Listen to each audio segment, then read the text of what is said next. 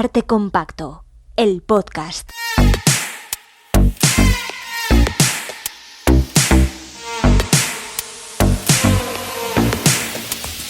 Con Juanra Sanz y Bernardo Pajares. Bernardo Pajares, ¿qué pasa? Tienes un podcast.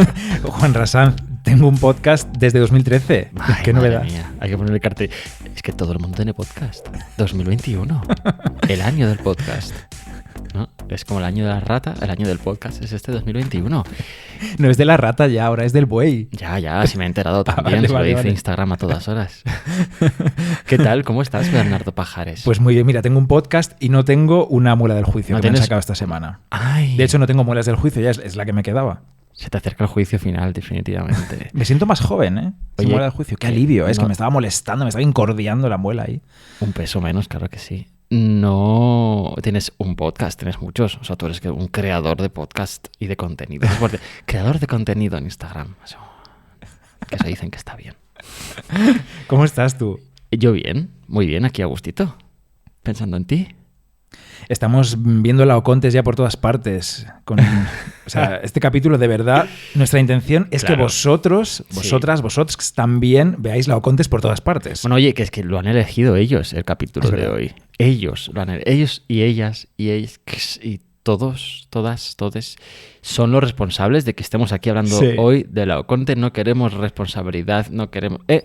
Lo habéis elegido vosotros. Vamos a elegir entre el David de Miguel Ángel y el Laoconte y pensamos, elegirán el David, que es más conocido, que a la gente le despierta más curiosidad, más gente lo ha visto seguramente, ¿no? Por eso mismo ya lo Pues conocen demasiado. Él vamos a ver, la Qué gente que nos sorpresa. escucha, Bernardo, es gente de calidad Sí.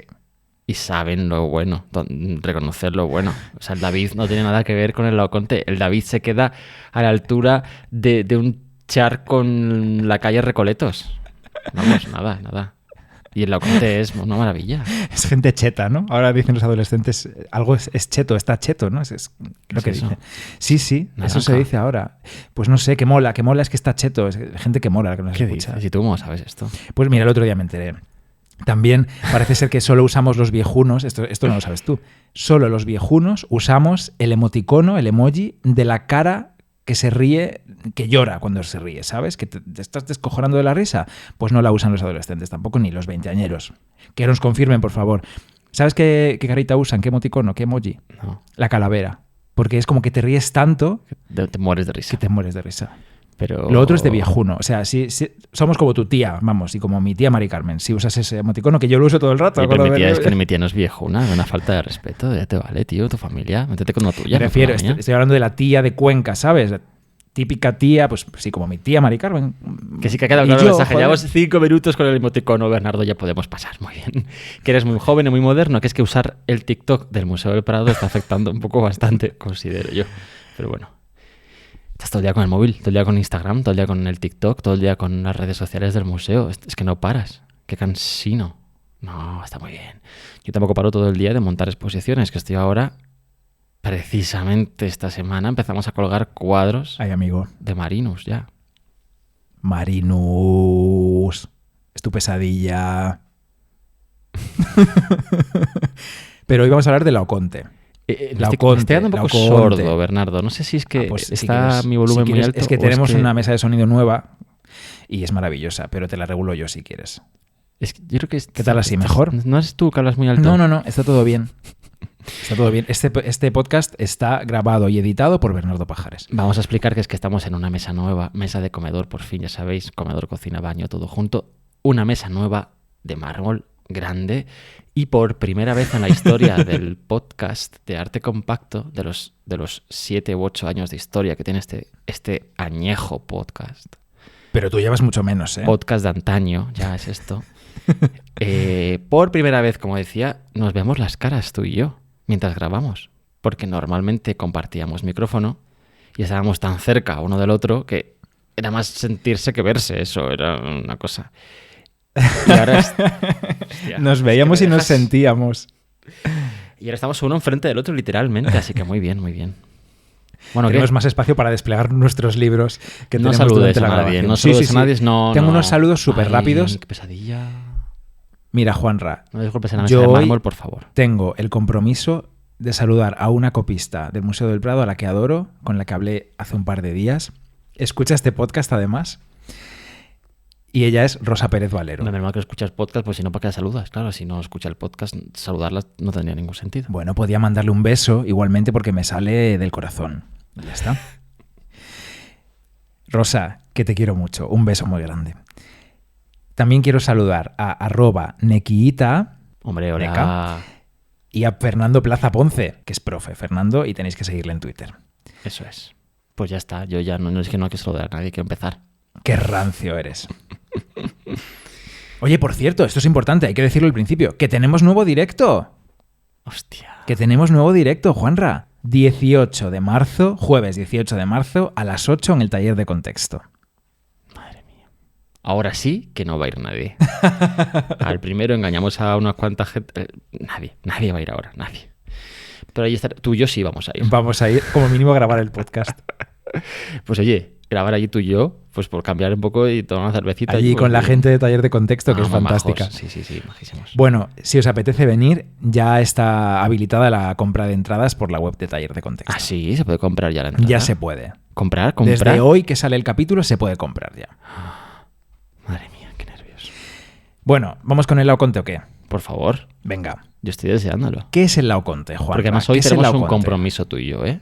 Un compromiso de temporalidad. De temporalidad, de tiempos. Un compromiso temporal. No. Y otro compromiso también, un compromiso matrimonial también tenemos. No, calla, Sí. eso no se dice aquí. 1:10 máximo, ¿eh? 1:10 máximo en este capítulo. Así que no esperéis de nosotros una gran conferencia. No, mira. No. Es que Laoconte es... Vamos tú y yo a hablar del Laoconte. Tanto es todo el Laoconte. Vamos tú y yo a hablar del Laoconte, jijaja, y ya está. Y hasta luego, Lucas. Pero va a ser 1:10, no más. Hasta luego, Lucas sí que es viejuno. Creo que tú... Sí. El emoticono sí. de la... A ver, ¿quién es el viejuno del podcast ahora? Hombre, no, yo. Tú, Juan, eres consciente de que la gente que está escuchando esto puede mirar cuánto dura el capítulo que están escuchando Y ya. sabrán que hemos dicho la verdad. 1:10. Vale. No. Bueno, Laocoonte, con 2 oes, que no una, que son 2. Que a él le daban 2 pitisuis, como a mí. Laocoonte. Amigo, estás un poco... Venga, céntrate en el Laoconte, Bernardo, céntrate en el Laoconte. Pero yo creo que tú, que eres el historiador del arte de este podcast. No historiador, eres el historiador del arte. Yo estoy todavía matriculado en la UNED. A este paso tardaré 10 años. Que tú resumas rápidamente para empezar por qué es tan importante el Laoconte. No me lo esperaba yo esto, así de primeras quiero decir, pues mira, yo creo que es quizá la estatua más importante de la historia del arte. Así, tal cual. Venga, saco. Ya que vamos hoy al Laoconte, vamos al Laoconte. Hoy lo compramos para todo. Yo creo que es la más importante de la historia del arte. Ya no solamente en cuanto a ser conocida, ¿no? Es la más famosa. Yo diría que es más famoso el David de Miguel Ángel, o que es más famosa la Piedad de Miguel Ángel, o incluso el Moisés. Pero quizá es la escultura que más ha influido en otros artistas desde que se encontró y que era muy famosa ya en su tiempo, y desde luego lo ha sido después. Ha generado un montón de literatura, se ha hablado muchísimo de ella, se ha escrito sobre ella, se ha escrito sobre sus sentimientos, sus pasiones, sus formas. En fin, ha estado en la historia del arte de manera constante, incluso hasta hoy en día todavía. Muchos creadores siguen mirando al Laoconte para crear sus obras y, bueno, pues por eso yo creo que es la más importante de la historia del arte. Sí, correcto. Así que fíjate, casi nada. Vamos, o sea, es que como para dedicar aquí 24 horas tenemos para hablar del Laoconte, 24 horas o más. ¿Sabes que el año pasado yo en la UNED tuve la asignatura Arte de las grandes civilizaciones clásicas, Grecia y Roma, y esperaba tener un tema en profundidad dentro de esa asignatura dedicado al Laoconte? Esperabas mucho. Esperaba mucho, claro, esperaba mucho. ¿Sabes lo que dice el libro de la asignatura sobre Laoconte? ¿Qué dice? Dice: este grupo se salvó de la destrucción ya en el mundo antiguo cuando, ante la llegada de los pueblos germanos de inicios del siglo V, fue tapiado en una de las naves de la Sete Sale. ¿Has el Duolingo cómo se nota? Perdona, la Sete Sale. Sete Sale. Sete Sale, guárdatela. Los depósitos de agua que alimentaban las termas de Trajano en el Esquilino. Y apareció en los tiempos en que Miguel Ángel estaba pintando la Capilla Sixtina. Hoy día es una de las obras más señaladas de las colecciones vaticanas. Figura 25. Se acabó. Se acabó. ¿En serio? Laoconte, sí. Se acabó. Y aquí la foto. Una foto no muy buena, por cierto, y se acabó, ya está. Bueno, pues ya está. Laoconte. Punto, pues eso es. Claro, Laoconte es este grupo escultórico que está en el Vaticano y es un personaje. Entonces, de eso quiero empezar hablando yo. Hoy voy a cerrar el libro porque ya no lo necesito más y lo voy a apartar. Mira, para que no moleste. ¿Aprobaste asignatura o no? Hombre, claro que aprobé. Hombre, vale, pues ya está. Pues ese libro fuera a la basura porque no dice nada, no sirve para nada, fuera. Es una puta mierda. ¿Cómo estamos hoy de Destroyers, eh? No. Bueno, ¿quién es el Laoconte? El Laocoonte. Laoconte, Juanra, mientras te tomas el café con espumita que te has hecho, Ay, sí, qué rico. es un personaje mitológico. Ujú. Como todo en la mitología, tenemos fuentes, pero hay otras que se han perdido. No nos han llegado todos los textos. Habla de él, por ejemplo, Virgilio. Ujú. Y en Virgilio nos vamos a basar. Pero antes yo te tengo que hablar... de Paris. ¿Te Ujú. acuerdas? Hablamos aquí en el episodio 8, que le den la manzana y que se callen ya. Hablamos de Paris, el príncipe troyano que pensábamos que era un pastor, que eligió a Helena de Esparta. Bueno, él eligió en ese juicio que había entre las 3 diosas, la más bella del mundo, Helena, y Helena le dijo, si me eliges te quedas con la más bella. La más bella es Helena de Esparta, toma, pum. Que sí, París o Orlando Bloom, vamos. Exacto, bueno. Entonces, esto desemboca en la guerra de Troya, Ujú. ¿vale? Entonces, vamos a la Eneida. Ujú. En la Eneida el protagonista es Eneas. El héroe es Eneas. Es una epopeya escrita por Virgilio en el siglo I a.C. por encargo, esto es importante, por encargo del emperador Augusto. Porque Virgilio era como el cronista, el escritor oficial de Augusto. Ujú. El objetivo era glorificar el Imperio Romano. Y cuenta la historia de este héroe troyano que sobrevive a la guerra de Troya, experimenta viajes y aventuras por el Mediterráneo y al final llega a Italia y allí en Italia funda la ciudad de Lavinium, en honor a su esposa que se llamaba Lavinia, no era Lavinia Fontana, era otra. Lavinia. Vale. Después de su muerte, su hijo Ascanio fundaría Alba Longa y de Alba Longa, esto ya te suena más, llegamos a Roma. Alba Longa es como los orígenes de Roma. Ujú. Eneas era hijo de un humano y una diosa, de la diosa Venus y de Anquises. Ahí está ya con Eneas también la conexión con la divinidad. Entonces, por cierto, Eneas, Anquises, Ascanio Ujú. es el grupo de 3 esculturas que hizo Bernini, que está en la Galería Borghese. Correcto. Estos 3 personajes, abuelo, hijo y nieto, que son los fundadores de Roma.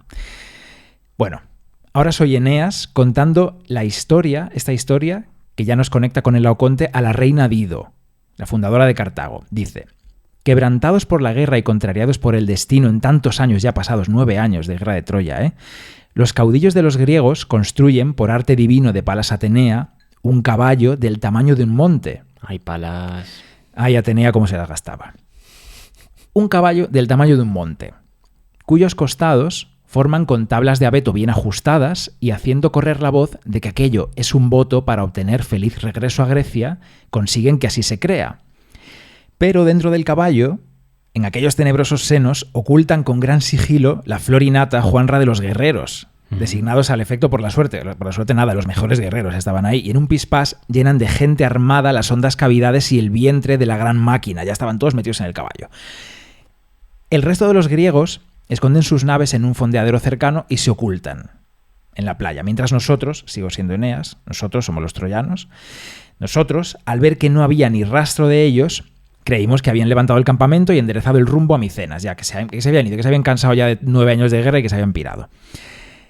Entonces, toda Troya por fin empieza a respirar tras su largo luto. Se abren las puertas, para todos es un placer salir de la ciudad, como a nosotros cuando nos desconfinaron, aunque luego no, pero bueno. Y ver los campamentos dóricos, los lugares ya libres de enemigos y la playa abandonada. Allí acampaba la hueste de los Dólopes, una de las tribus de la antigua Grecia eran los Dólopes. Allí tenía sus tiendas el feroz Aquiles. Aquiles estaba dentro del caballo. Brad Pitt, allí en la tienda, Ahí lo hemos está. visto todos. En aquel punto fondeaba la escuadra, por aquel otro solía embestir el ejército. Y allí, claro, está el caballo grande como un monte, que es imposible no verlo, amigo. Sí. Bueno, dice Eneas, que en realidad es Virgilio, claro, hablando como Eneas. Bueno, unos se maravillan en vista de la funesta ofrenda consagrada a la virginal Minerva y se pasman, Minerva Atenea, y se pasman de la enorme mole del caballo. Timetes es el primero en aconsejar que el caballo se meta en la ciudad y que se coloque en el alcázar, incluso si es una traición, ya que así lo tenían dispuesto los hados de Troya. Casandra, sacerdotisa e hija de los reyes de Príamo y de Écuba, dice que cuidadito, que no se fíen, pero no le hacen caso. Otros dice sus nombres, pero no, Claro, es no una me- mujer, ¿por qué van a hacer caso? Cassandra no les importa, claro, no les daba igual lo que No, dijera Cassandra. Mujer, cállate. Otros, que aquí los menciona Eneas, pero no los voy yo a decir, piden o que se arrojase al mar el caballo o que se le prenda fuego por debajo o que se le barrenase el vientre del al caballo y se registrasen sus hondas cavidades. Y esto me encanta.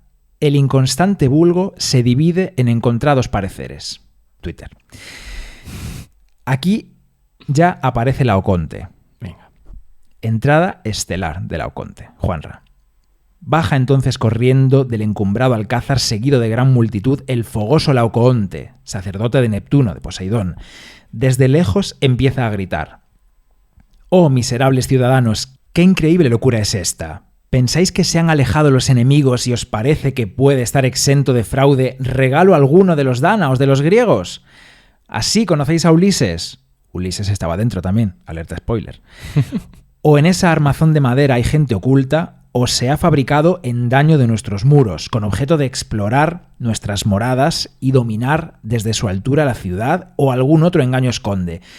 Troyanos, decía Laoconte, no creáis en el caballo, sea lo que fuere, temo a los griegos, hasta en sus regalos los temo». Esta es su frase más estelar, ¿no? La más famosa. Sí.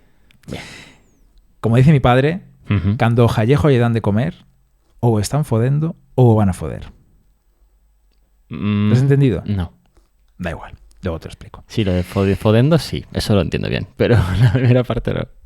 Al momento de Laoconte de decir esto, disparó con fuerza una lanza que se quedó clavada en el vientre del caballo y algo resonó en sus cavidades.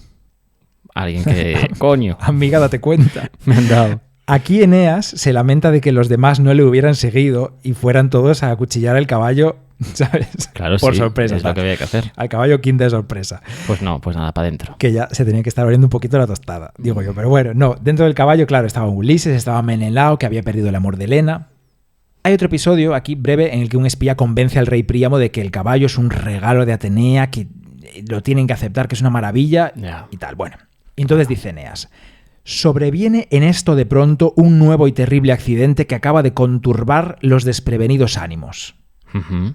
Laocoonte, designado por la suerte para sacerdote del dios Neptuno, estaba sacrificando en aquel solemne día un corpulento toro en los altares, cuando desde la isla de Ténedos, que está nada a 18-20 kilómetros de Troya, desde la isla vemos que se acercan por el mar dos serpientes. De recordarlo me horrorizo. Y extendiendo sus inmensas roscas por las aguas serenas se dirigen juntas a la playa. Sus erguidos pechos y sangrientas crestas sobresalen por encima de las olas. El resto de su cuerpo se arrastra sobre el mar encrespando sus inmensos lomos. Se produce un estruendo en el espumoso mar y ya llegan a tierra, con los ojos inyectados de sangre y fuego, sacudiendo en sus bocas silbantes las vibrantes lenguas. Tú ponte en situación, Juanra. miedo. O sea, imagínate. Y todos ahí mirando, pensando en qué hacer con el caballo mientras llegan las serpientes por el mar. Bueno, el caballo sin saber qué hacer con él. En fin, y Laoconte, ni idea. Sin Con el tener ni toro. idea de lo que le iba a pasar. Mm. Con el toro ahí, con él clavándole el hacha. Bueno, consternados con aquel espectáculo, echamos a huir. Ellas, sin titubear, se lanzan juntas hacia Laoconte. Primero rodean con su abrazo los cuerpos de sus dos hijos y atarazan, devoran a dentelladas sus pequeños cuerpos. Luego se dirigen hacia el padre, que armado con flechas acudía en su auxilio, y lo amarran, se abrazan a su cuerpo en monstruosos anillos, y aunque lo tienen agarrado, rodeándole también el cuello con otras dos vueltas de sus cuerpos escamosos, todavía sobresalen por encima sus cabezas y sus erguidas colas. Esto es lo que está pasando en la escultura de Laoconte, ¿no? Él pugna por desatar con ambas manos aquellos nudos, chorreando sangre y negro veneno las vendas de su frente, y eleva a los astros al mismo tiempo horrendos clamores, semejantes al mugido del toro, cuando éste, herido, huye del altar y sacuda del cuerpo el hacha de Laoconte que había errado el golpe. Entonces las dos serpientes gemelas se escapan, rastreando con dirección al alto templo y alcázar de la cruel Minerva. Llegan a los pies de la diosa y se esconden debajo de su escudo redondo. Para Virgilio Juanra está claro que Laoconte ofende a Minerva, que es la que manda a las serpientes. Otras fuentes dicen que Laoconte pudo haber ultrajado a Apolo o incluso a Neptuno. Pero porque del que era Minerva sacerdote, estaba pero- con los griegos, ¿no? Y envía el caballo también es una cuestión de Minerva. Claro, ¿no? eso parece, sí, sí, sí. Pero bueno, Como te digo, hay fuentes que podemos haber perdido, Ya. casi seguro, pero bueno. También hay fuentes que dicen que no mueren los dos hijos, que solo muere uno de los dos. Ujú. Son rumores, Bueno. Luego ya viene el episodio que todos conocemos, ¿no? Nuestras zozobras penetran entonces, dice Eneas, en nuestros aterrados pechos y todos se dicen que Laoconte ha merecido su desastre por haber ultrajado la sacra imagen de madera, el caballo, lanzando contra ella su impía lanza.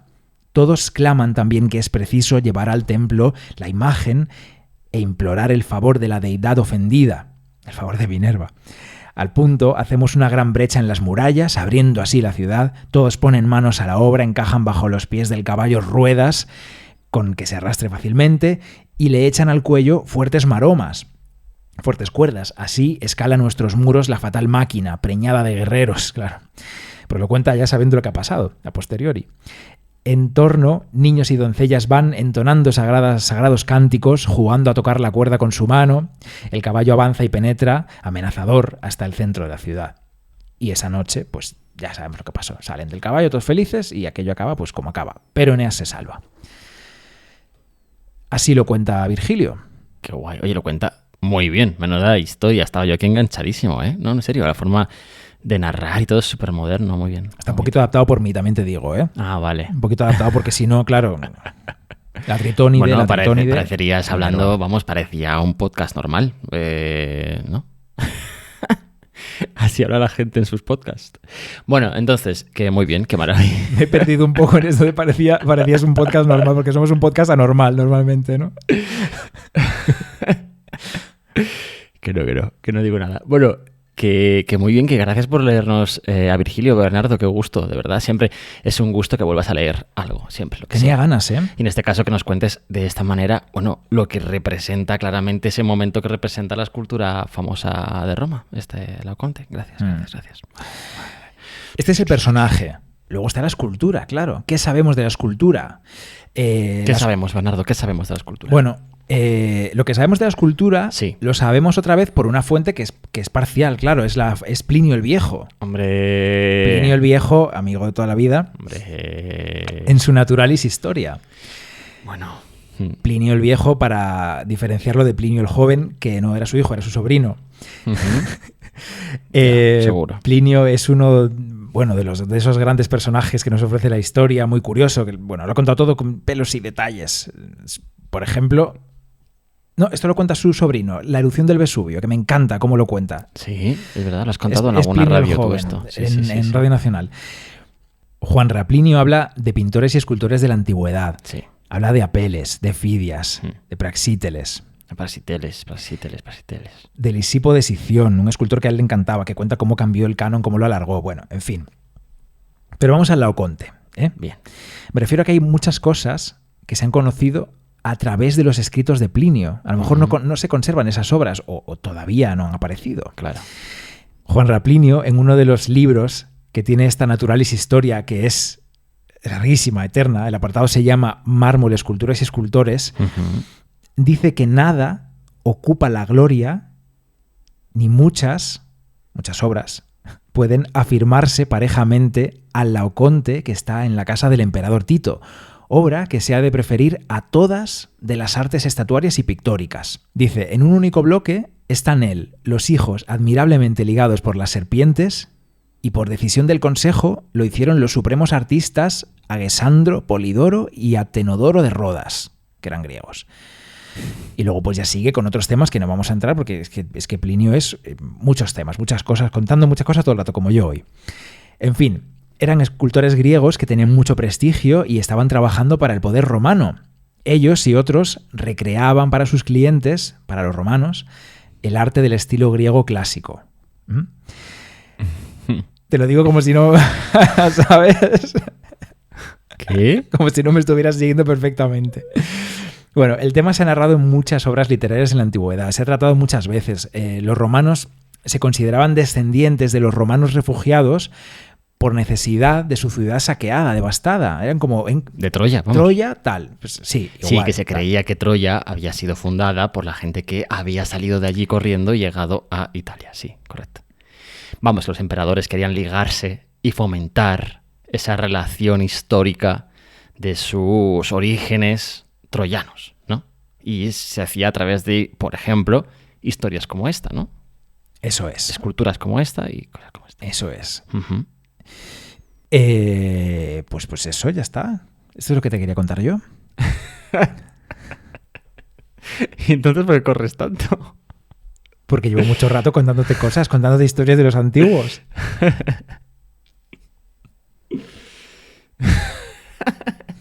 ¿De qué te ríes?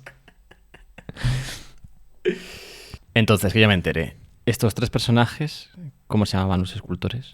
Agesandro, Polidoro y Atenodoro. Estos 3 hacen este grupo escultórico del Laoconte que representa esa escena de la guerra de Troya que has comentado antes para los emperadores o para el emperador, vamos, para el poder de Roma, ¿no? Para el poder de Roma, más o menos en el año 40, entre el 40 y el 20 antes de Cristo. Y Plinio el Viejo la ve en la casa de Tito, que es el emperador. Exacto, eso es. Que ocupaba, por cierto, una zona como cercana al Coliseo y cercana a Santa María Maggiore. En el Esquilino, sí. Vale, En el guay. Monte Esquilino. Plinio dice que era una maravilla. No, dice que es la obra de arte más importante. O sea, que está por encima de cualquier otra escultura y es más, por encima de cualquier pintura también. O sea, la coloca como la gran obra de arte, la gran referencia, ¿no? Sí. Y yo quiero llevarte ahora ¿A dónde a nos vamos? Pérgamo. Ojalá. Quiero llevarte a Pérgamo, porque aunque ahora el altar de Pérgamo está en Berlín, Pérgamo pues es una ciudad que está en la actual Turquía, el antiguo Pérgamo.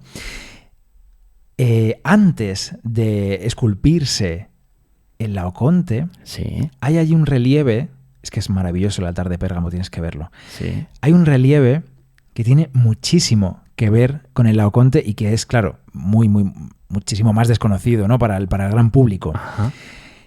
Estamos más o menos en el año 188 a.C., en la actual península, en la península de Anatolia. Vamos, Pérgamo era la ciudad más rica de la Grecia helenística.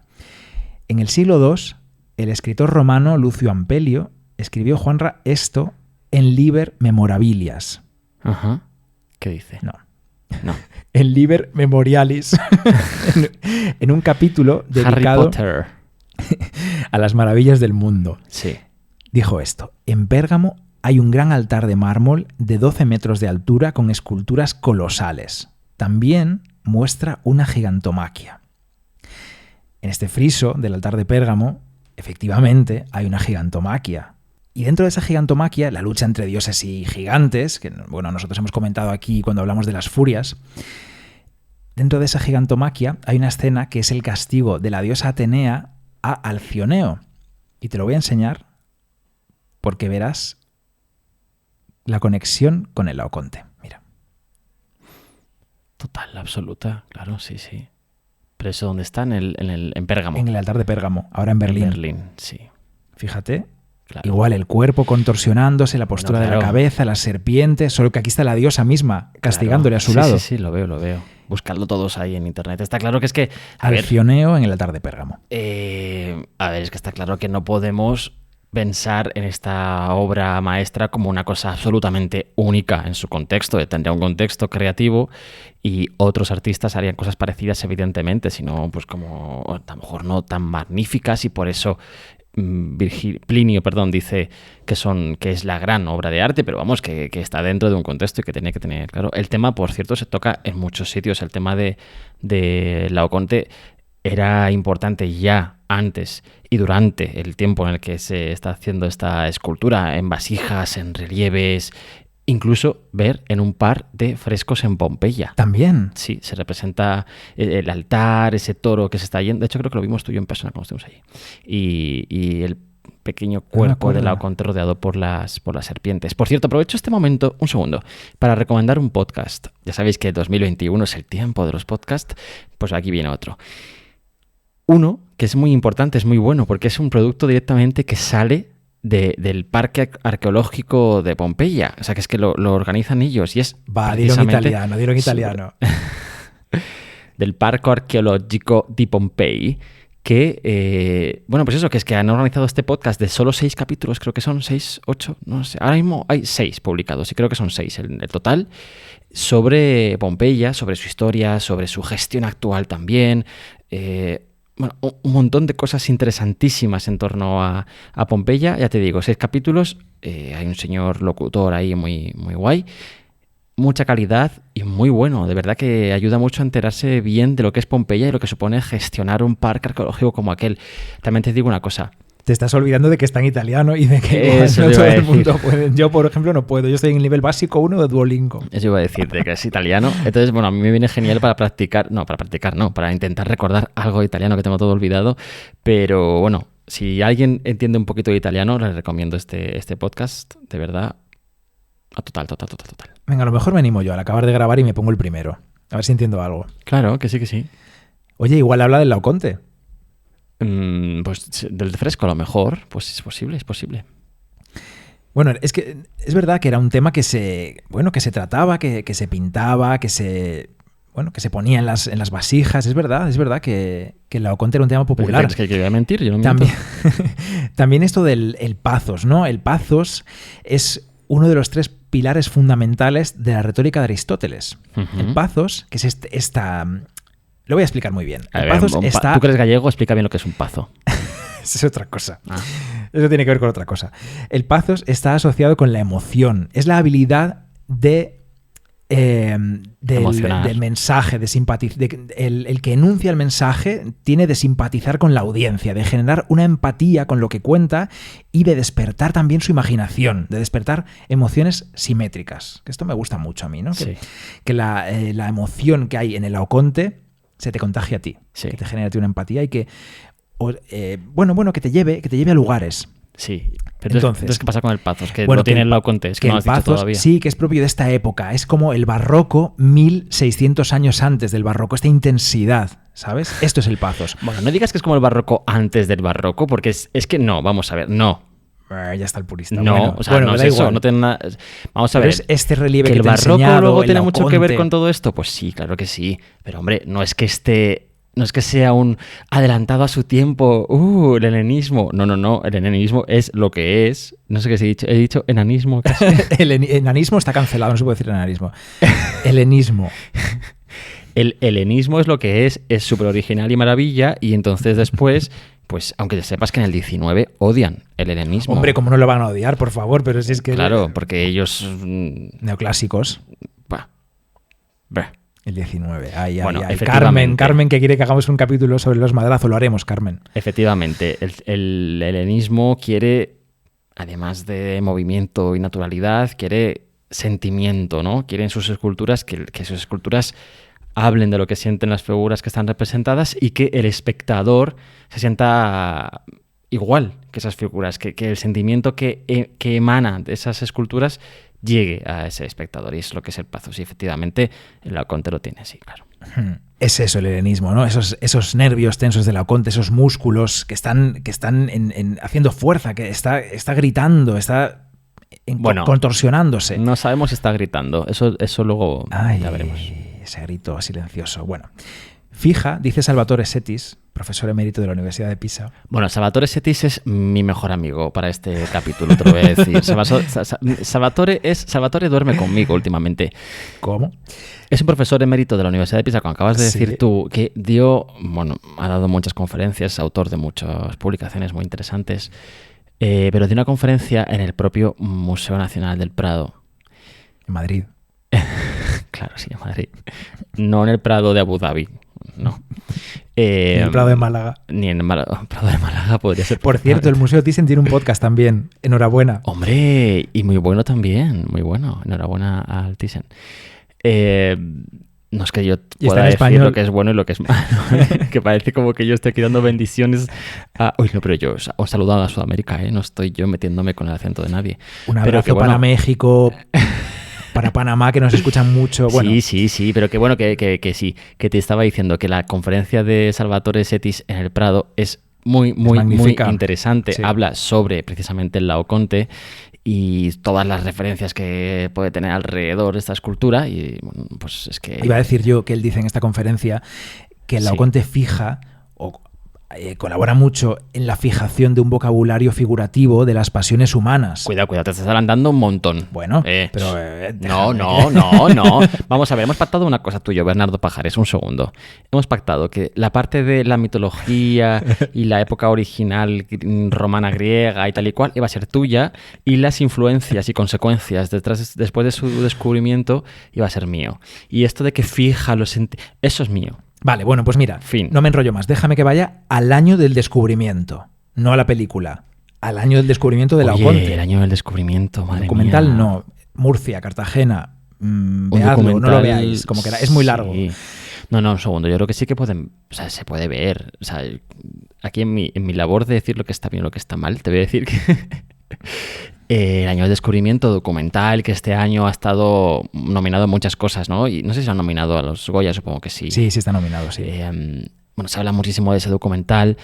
Es muy interesante. Habla sobre situaciones muy interesantes en torno al año 92 que se vivieron, por ejemplo, en Cartagena. Y es muy interesante, pero es verdad que dura 3 horas. Es el típico documental que si aguantas para verlo entero, pues ya eres el moderno definitivo. O sea, ya puedes ir a un bar y hablar de algo. Si hablas de este documental, eres súper guay, tío. Nosotros lo vimos un domingo por la tarde. Lo vimos un domingo por la tarde, sí, entero. Un abrazo para su director, Luis López Carrasco. Un abrazo, Luis y López. Enhorabuena, oye, que está muy bien. Maravilla. Sí. Lo que pasa es que es como nosotros, que no reduce, no Tú te no vas concentra. al año del descubrimiento, que es Sí. 1506. Bueno, 14 de enero de 1506, Juanra. Sí. Imagínate, poco después de Año Nuevo. Roma, Sí. una mañana soleada, me imagino yo, fría, de invierno. Sí. Unos operarios de la contrata del ayuntamiento que iban a poner una rotonda, no. Un campesino que se llamaba Daniele Magro Sí. se fue a cavar en un viñedo que era propiedad de otro señor, Felice de Fredis, en la colina del Esquilino. Sí. No te mueras. Bernardo se me muere. Está ahora Sí, como en bueno. Laoconte, así girado hacia el lado tosiendo.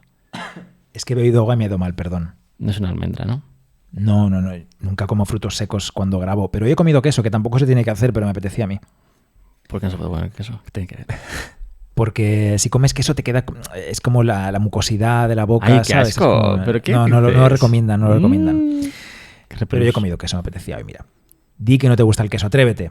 No me gusta nada. Bueno, este señor, Daniele Magro, está ahí pues haciendo sus cosas en la viña, lo que se haga en enero, Tío, tengo que acelerar. entre la basílica, como has dicho tú, de Santa María la Mayor y el Coliseo. Sí. Cuando estaba allí, pues eso, arrancando hierbas o lo que sea, Ujú.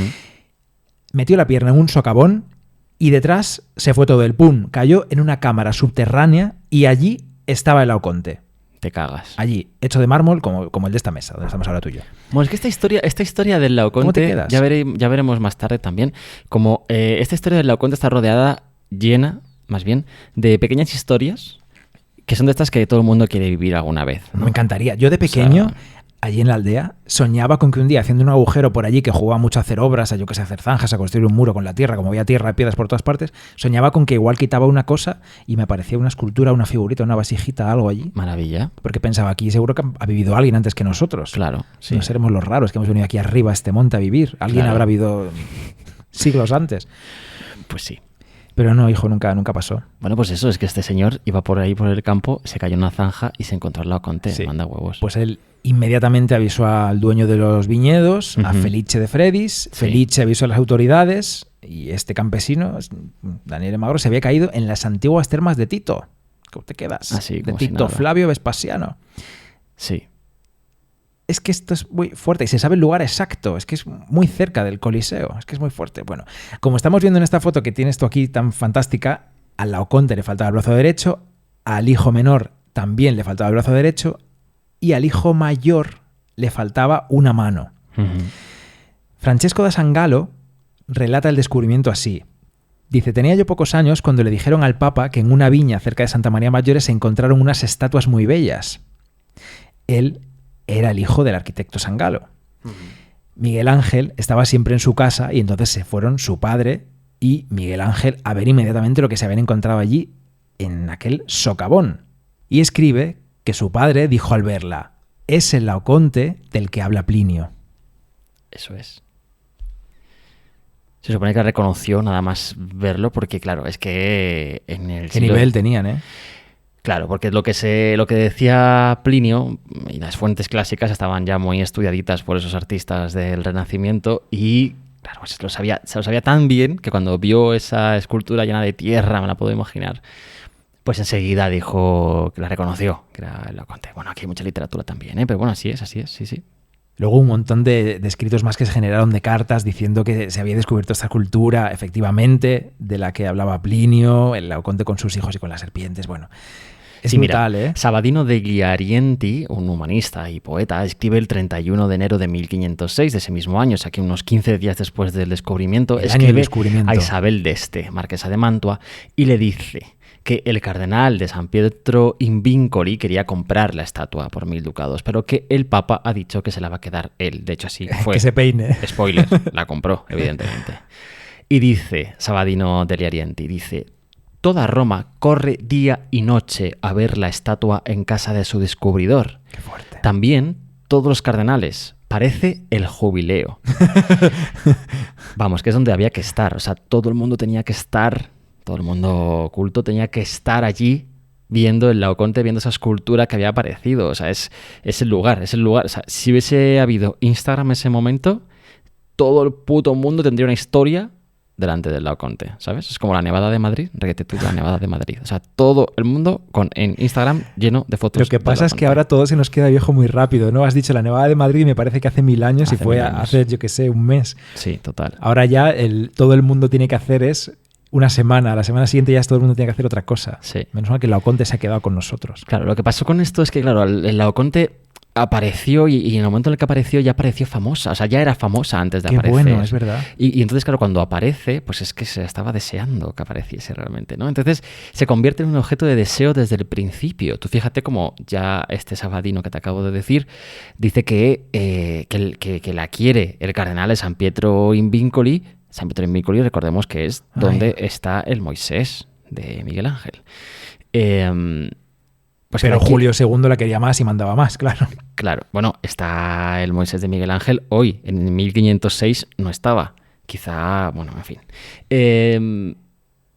Miguel Ángel. ¿Qué estaba yo diciendo? Miguel Ángel. A mí me interesa mucho esto. Estaba diciendo que el cardenal de San Pietro in Vincoli la quería nada más aparecer y que ya hizo una oferta económica, pero finalmente fue el Papa el que se la quedó. Y es que, como te decía, fue objeto de deseo desde el primer día en el que apareció. O sea, el Papa. Pero es que después ya veremos como reyes franceses también la han querido. Napoleón. Napoleón, hombre, claro. También. O sea, que es que era un objeto fundamental. Era un objeto de deseo, deseado por muchísima gente. ¿Tú te imaginas hoy en día a los políticos de nuestro planeta pidiendo esculturas de un país a otro? No. O sea, ¿tú te imaginas a Macron, por ejemplo, pidiendo el Laoconte a cambio de, pues no sé, unas vacunas? O yo qué sé. O a Pedro Sánchez, ¿no? Trapicheo. Obras de arte. No. O sea, ya se ha perdido el morbo y la codicia por poseer obras de arte cargadas de significado como es el Laoconte. O sea, ya esto ya da igual, no pasa nada. Ahí está, pues muy bien. Pues no. Es que ahora importan otras cosas. Exacto. El arte ahora mismo ya no importa absolutamente a nadie. Amiga, date cuenta, a nadie. O sea, los reyes no se mandan a hacer esculturas, no mandan comprar esculturas. Los reyes solo ya... ¿Qué? Pues solo mandan borrar grafitis y ya está. Oye, ¿me vas a hablar de Miguel Ángel? Pues no, todavía no. ¿Por qué? Pero vas a hablar todavía, pero hoy vas a hablar de Miguel Ángel. Bueno, algo lo nombraré. ¿Por qué? ¿Qué quieres? ¿Qué pasa? Bueno, porque me interesa mucho. ¿Qué quieres contar de Miguel Que él Ángel? estuviese Venga, ahí. Yo nada. Arranca. Que me cuentes tú, ¿no? Me interesa que él estaba ahí, efectivamente, en el momento en el que aparece. Sí. Y es que a mí me encanta el Tondo Doni de Miguel Ángel. Y yo creo que esas figuras que aparecen al fondo en el Tondo Doni... Claro. Están sacadas del Laoconte. Pero bueno, no solamente las figuras del literalmente, fondo, la claro. propia postura de la Virgen y su musculatura y cómo se gira hacia atrás con ese brazo doblado también tiene que ver la propia Virgen. Yo creo que sin Laoconte no existiría el Tondo Doni tal como es, ¿no? Efectivamente. Se queda finalmente el Papa con la escultura, ya lo sabíamos, y se la lleva al Belvedere. Claro, es un lugar, un patio muy importante del Vaticano. Y allí la coloca junto a otras esculturas importantes que también aparecieron por ese tiempo, ¿eh? Por ejemplo, el Apolo del propio Belvedere, claro. ¿Qué vas a decir? El torso Belvedere también, claro. Es que el Laoconte no aparece solo, se desentierran muchas cosas en esos años. Claro, y es como se funda ahí el Papa un museo, un pequeño museo de obras antiguas. La influencia del Laoconte, como te decía antes, va a ser fundamental para la historia del arte. Ya lo acabas de decir tú, relacionándote con Miguel Ángel, pero es que en todo. O sea, yo estos días que he estado mirando y buscando relaciones con el Laoconte en la historia del arte, solo veo Laocontes. Veo Laocontes en todos los lados, en todos los sitios, incluso en ti, Bernardo. Cuando te levantas por la mañana o duermes por la noche, también veo el Laoconte en ti. Mira, dice Juan José Martín González, un historiador del arte, catedrático, experto en escultura española y tal, dice: no hay temor a exagerar cuando se afirma que el grupo escultórico de Laoconte es la obra que más conmoción ha producido en los artistas y mayor influencia sobre el arte. Uh-huh. Que esto es un poco lo que te decía yo antes. También Miguel Falomir. Cuidado. Hay que levantarse. Director poner del la Museo del mano Prado. en el corazón o algo. Decirle hola, Miguel. Miguel Falomir, en el catálogo fantástico, fantastiquísimo catálogo sobre las furias, o un catálogo que ya hablamos de él cuando hicimos el capítulo de las furias, así que de verdad que es el catálogo, yo creo muy que manoseado. de los que más me gustan, de los que tenemos, de verdad es que está muy bien escrito y el contenido es apasionante. Se te está notando un poquito, ¿eh? No es verdad, pues dice en este catálogo Miguel Falomir, dice, parecido a lo que dice Juan José Martín González, difícilmente puede exagerarse el impacto que tuvo en la literatura y el arte el descubrimiento del Laoconte. Hay otros autores, sin embargo, como por ejemplo, no sé cómo se dice esto, Ibi Warburg, es que yo no tengo ni idea de alemán, un historiador alemán del siglo XIX-XX, experto en la relación entre el Renacimiento y la Antigüedad. Bueno, pues este señor defiende que el Laoconte no es realmente el origen de todo ese interés por la expresividad que va a surgir después de su descubrimiento. Dice en ese sentido: si el Renacimiento no hubiese encontrado el grupo de los dolores del Laoconte, habría tenido que inventarlo. Es decir, que es que el Renacimiento, en ese momento, ya estaban los artistas, en un punto en el que estaban deseando generar obras de arte y encontrar referencias de expresión, con expresividad. Claro, es que, a ver, ¿cómo era el 480? El 480... No, o sea, no voy a generalizar tampoco, pero es una época del Renacimiento en el que importa mucho la perspectiva, el espacio, la coherencia entre figuración y espacio. Las figuras estaban ocupando su lugar apropiado, con el volumen apropiado, e incluso algunas tenían ya su sombra reflejada en el suelo, pero en mucha pasión y mucho sentimiento, pues en esas obras no había, eran figuras más bien frías, distantes, ¿no? Claro, no tenían pazos, no había pazos. Exacto. Dice este mismo Warburg: resulta, pues, equivocado considerar el descubrimiento del Laoconte en 1506 como la causa del nacimiento de aquel estilo barroco romano de gestos grandiosos. Habla del manierismo, supongo. El descubrimiento del Laoconte solo fue un síntoma de un proceso estilístico interno y su lugar se encuentra en el cenit, no en el inicio de la corrupción barroca, dice. Se trata simplemente de aquello que desde hacía tiempo se buscaba en la antigüedad. Claro, o sea, que es que los artistas que ya estaban encaminándose hacia ese manierismo estaban buscando referencias en la antigüedad que justificasen esa evolución que estaban deseando hacer, ¿no? Y en ese contexto aparece el Laoconte. Nos ha dicho Pablo López III, nos ha dicho, yo no he llegado a mirarlo, la verdad no me ha dado tiempo, que existen los negacionistas en torno al Laoconte también. Sospechosistas. Dicen que es una obra de Miguel Ángel. Realmente la hizo Miguel Ángel y la escondieron. Y claro, por eso se descubrió tan fácilmente. Para tener esa referencia, para tener lo que estamos diciendo, ¿no? Para colocar ahí esa escultura que tanto se estaba buscando y que no se encontraba. Bueno, pues para encontrarla, entre comillas, guiño, guiño, ¿sabes? Y tener esa referencia ya visual. Me pierdo un poco con los negacionistas, la verdad. Negacionistas en cualquier caso. No entiendo. Nuestro amigo Setis hace también un apunte en ese sentido de que ya existía, quiero decir, ese interés por los gestos y por la expresividad. Y habla de la expresividad nórdica, claro, nombra a Durero. Durero desde antes de la aparición de Laoconte, Durero ya está buscando esa expresión de dolores y demás. Porque claro, es que si es importante el Laoconte para los artistas, es por eso precisamente, ¿no? Por esa capacidad expresiva que tiene esta escultura. Algunos lo definen como la obra maestra de la triple representación del dolor. De hecho, qué bueno. Aretino habla de esos tres sentimientos que aparecen en esta escultura, ¿no? Creo que tú, Ber, tienes el texto específico. Sí, en 1537 Pietro Aretino escribe sobre el mérito que tienen los escultores del Laoconte. Aretino era un escritor tal, bueno, muy fuerte. Muy Aretino era fuerte. Estuvo al servicio de algunos papas, trabajó en el entorno erudito y culto de Roma y otras ciudades de Italia, pero fue muy fuerte, luego diré algo de eso. Aretino era fuerte, sí. Pietro Aretino dice que los 3 personajes del grupo del Laoconte muestran de derecha a izquierda, miradlos ahora si los tenéis delante, miedo, dolor y muerte. El primero, miedo, porque está viendo que las serpientes están atacando a su padre y a su hermano. El Laoconte, dolor, porque la serpiente le está mordiendo ahí en la cintura con esos dientes afilados. Me encanta ese detalle, creo que es el más bonito para mí de la escultura. Es brutal, es brutal esa cabeza de la serpiente fiera enviada por Minerva.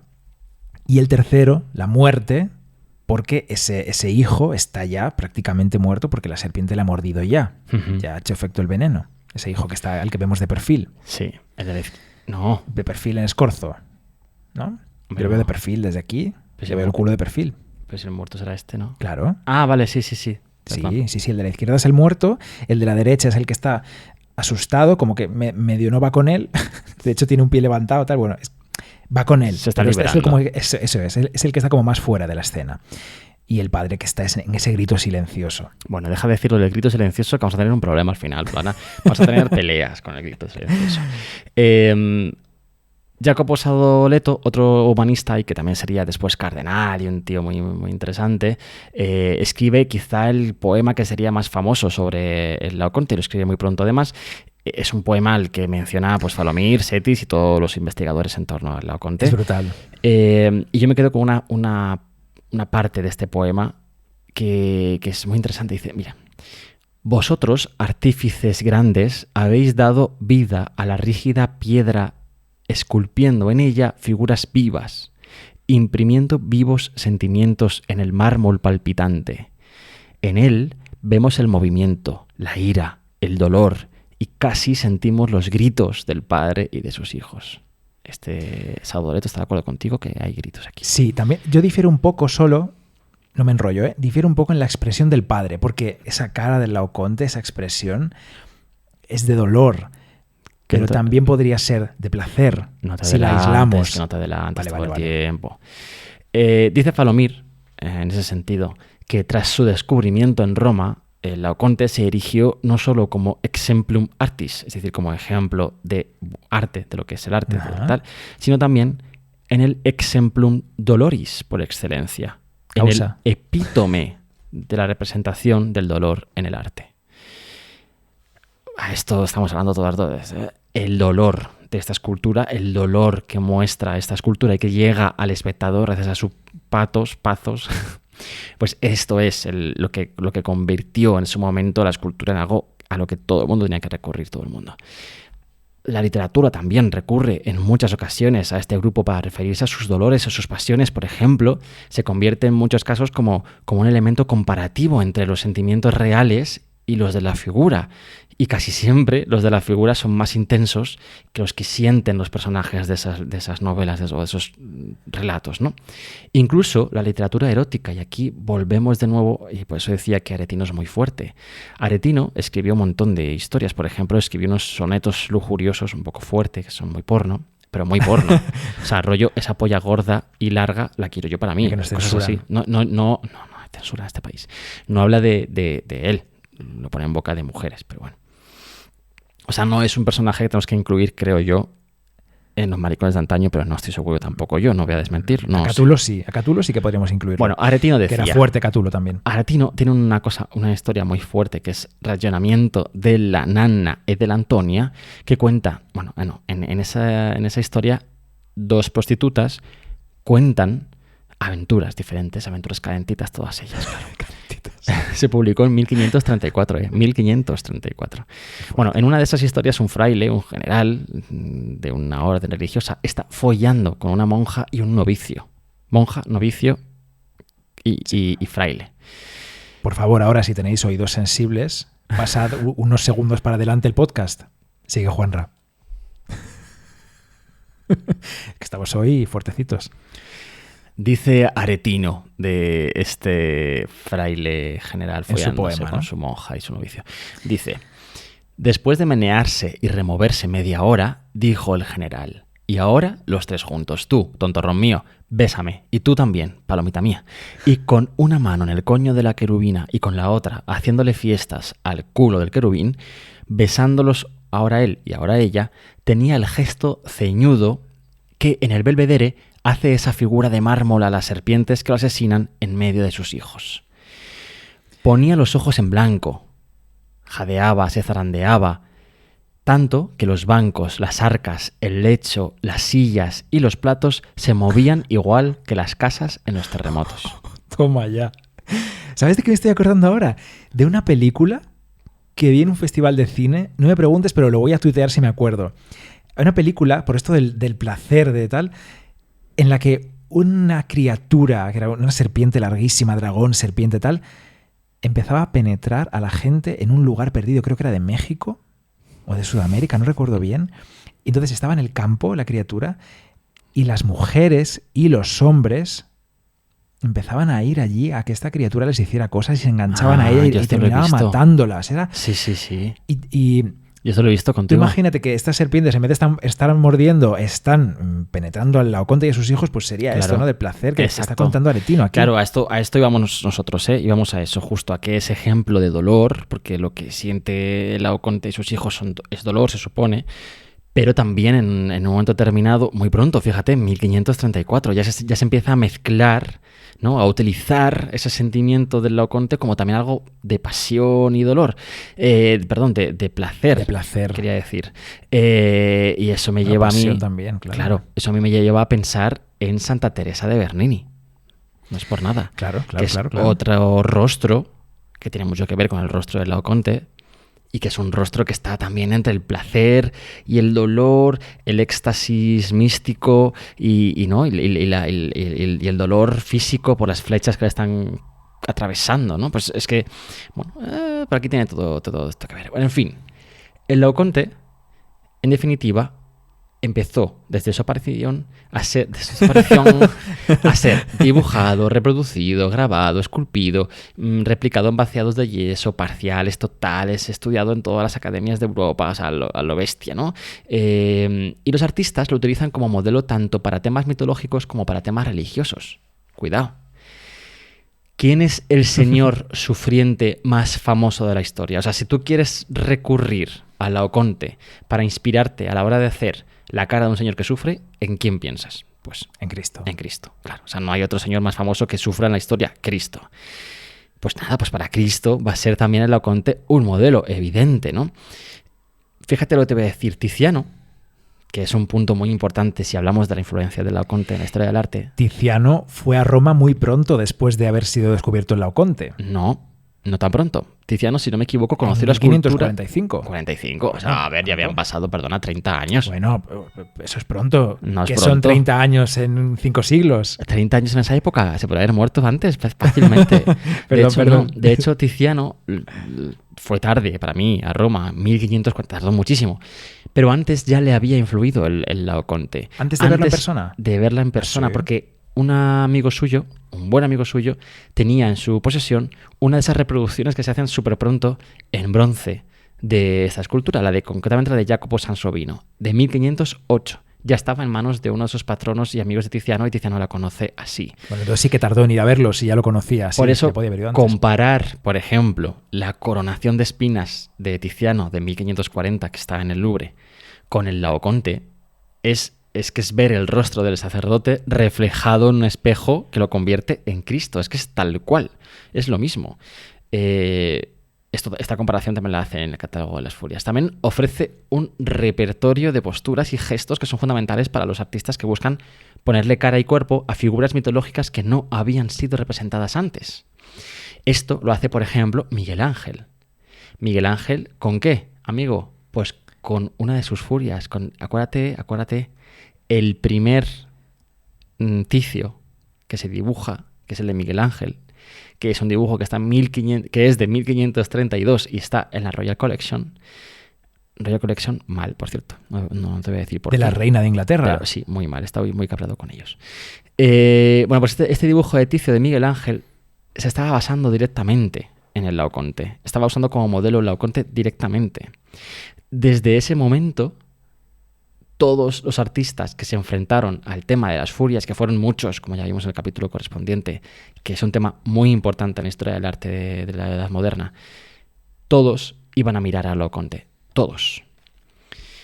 Escuchad el capítulo 20 de Arte Compacto, El mantel del domingo. Sí. El Ticio de Tiziano, dice Falomir, es el verdadero trasunto pictórico de la escultura helenística. La boca dolorosamente abierta, la barba tupida, la frente arrugada, el torso potente, las piernas flexionadas en direcciones divergentes, en fin, todo. Pero bueno, evidentemente no solamente influye en el asunto de las furias, que es principal, sino que en muchos otros artistas y en muchos otros contextos. Ya has nombrado antes tú el Tondodoni de Miguel Ángel, pero Miguel Ángel también, cuidado, fijaos en ese Cristo del juicio final. Ese Cristo del juicio final de Miguel Ángel, en la Capilla Sixtina, es el Laoconte. Ese brazo retorcido hacia atrás, ese tal, bueno, en fin. Gian Bologna, con el rapto de las Sabinas, que está en Florencia, de la Sabina.